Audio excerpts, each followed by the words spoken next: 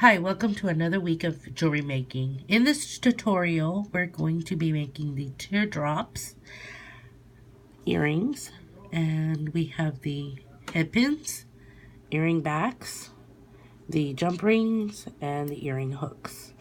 Again, let's start with our head pins. Put the teardrops inside, and we're going to cut about 1 inch, and then towards us, and then curl. And let's get a jump ring. So we got our jump ring right here. We're going to open our jump ring and add our earring and our earring hook. Close that right up.